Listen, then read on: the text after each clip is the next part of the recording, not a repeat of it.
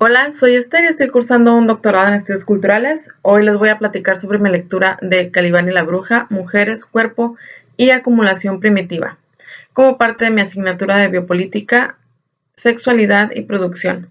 Esta obra de la escritora, profesora y activista feminista italo-estadounidense Silvia Federici se publicó originalmente en inglés en 2004 por Autonomedia y se tradujo al español en 2010 por Traficantes de Sueños. En ella, Federici repiensa el desarrollo del capitalismo desde una perspectiva feminista y un mayor conocimiento sobre la historia de las mujeres. Para ello dialoga con autores como Marx, Foucault, Descartes y Hobbes y se basa en el feminismo crítico de 1980 y el trabajo de diversos historiadores.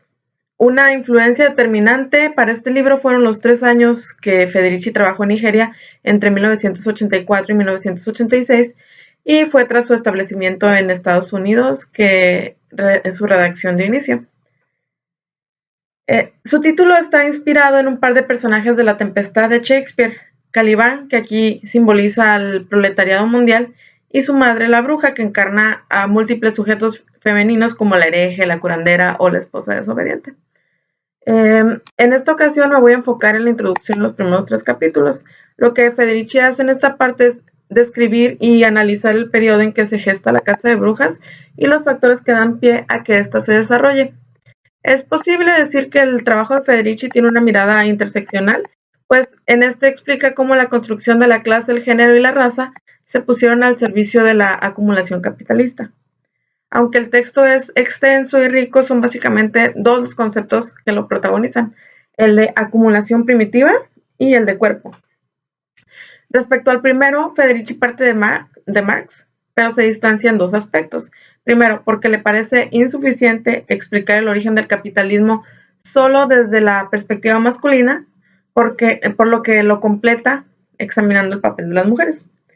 Y segundo, porque mientras para él el capitalismo era necesario para la liberación de la escasez y la violencia que lo caracterizaba en sus inicios, iría retrocediendo, para ella la globalización capitalista es cada vez más violenta. La lección que la autora quiere recordarnos es la de la relación del capitalismo con el racismo y el sexismo como herramienta de explotación. Es por eso que a ella le resulta imposible asociarlo con cualquier forma de liberación humana, pues nos dice que su capacidad de reproducción se basa en la desigualdad, pero la diferencia con etapas anteriores es que hoy en día la resistencia al capitalismo también ha alcanzado una dimensión global. Para Federici, el capitalismo no fue resultado de una evolución, sino que es la respuesta de quienes ostentaban el poder ante una revolución antifeudal que incluyó intentos por desafiar las normas sexuales y establecer relaciones más igualitarias. Estas formas de transgresión se formaron como alternativas de otros mundos posibles, pero no llegaron a desarrollarse, y a la autora le interesa saber por qué. Así, lo que hace es describir el paso del esclavismo a la servidumbre y la consecuente mejora en las condiciones de vida, pero también las luchas cotidianas de los siervos por sus derechos. Hay dos elementos que fueron centrales en este periodo. El primero fue la monetización, que incrementó la desigualdad y la exclusión y afectó a las mujeres reduciendo su acceso a la propiedad y al ingreso, lo cual las obligó a migrar a las ciudades y les dio mayor presencia en la vida social, pero también detonó una reacción misógina violenta. El segundo fue la herejía, que expresó la búsqueda de alternativas a las relaciones feudales y de crear una sociedad nueva a través de un programa que redefinía los órdenes religioso, social, político, económico y de género. La Iglesia y las autoridades seculares no tardaron en responder, empleando la acusación de herejía contra cualquier forma de insubordinación y dando inicio a la politización de la sexualidad, buscando quebrar el poder de las mujeres sobre su reproducción y sus cuerpos hasta convertirlas en la figura de lo hereje y en su principal objetivo de persecución. Federici cuestiona el concepto de transición al capitalismo, al cual ella describe como una ficción, pues nos dice que mientras este sugiere un desarrollo lineal y gradual, el periodo al que nombra fue uno de los más sangrientos y discontinuos de la historia. Respecto a la acumulación primitiva, concepto que describe la reestructuración social y económica iniciada por la clase dominante europea en respuesta a su crisis, Federici lo encuentra útil, pero reprocha que Marx se centrara exclusivamente en el punto de vista del proletariado industrial asalariado, ignorando a las mujeres y la caza de brujas. Esto es importante, ya que Federici explica que los cambios impuestos por el capitalismo a la posición de las mujeres lo que buscaban eran nuevas fuentes de trabajo, de disciplinamiento y de división. Otros hechos que dieron forma a la llegada del capitalismo a Europa fueron el cercamiento de las tierras y el colapso de los salarios, ante los cuales las mujeres ofrecieron gran resistencia, pues además de ser fuertes golpes a la vida comunal y a la cohesión social, estos las desposeyeron y degradaron. Además, con la colonización de América y el nuevo colapso poblacional comienza a hacerse presente el régimen de biopoder. Para Federici, esta crisis, junto con otros factores, es el origen de la intensificación y de la persecución de las brujas y de los nuevos métodos disciplinarios contra las mujeres. Las esposas se convirtieron en los nuevos bienes comunes y en sustituto de las tierras perdidas. Quienes tuvieron el valor de trabajar fuera del hogar fueron representadas como arpías, putas y brujas. Y fueron castigadas de formas terroríficas. Mediante la alianza entre los artesanos y las autoridades se forjó un nuevo contrato sexual que ocultaba la condición de trabajadoras de las mujeres y daba libre acceso a los hombres a sus cuerpos y sus trabajos, así como a los de sus hijos. Las mujeres continuaron siendo devaluadas, se les acusaba de ser poco razonables, vanidosas, salvajes y despilfarradoras. Mediante una campaña de terror, se destruyó todo un mundo de prácticas, relaciones colectivas y sistemas de conocimiento femeninos. A partir de esta derrota surgió un nuevo modelo de feminidad, que fue la mujer y esposa ideal, casta, pasiva, obediente, ahorrativa, de pocas palabras y siempre ocupada con sus tareas. La respuesta al colapso poblacional en América se dio mediante la trata de esclavos africanos. El sudor y sangre de estos, sumada a la de los indígenas, produjo una enorme acumulación. En esta etapa se crea una línea de montaje global que redujo costos y conectó a los trabajadores esclavizados en América y a los asalariados en Europa, anticipando las modalidades de trabajo mediante las que el capitalismo funciona actualmente.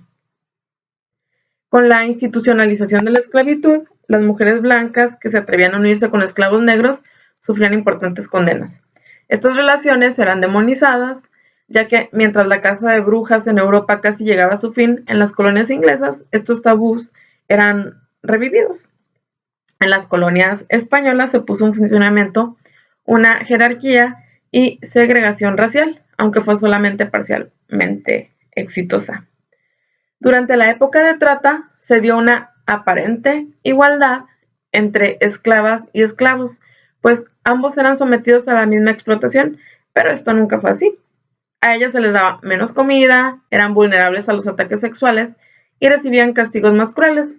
Hasta entonces sus dueños no se habían preocupado por su reproducción, pero una vez abolida la trata, estos comenzaron a controlarla con el fin de obtener mayor fuerza de trabajo.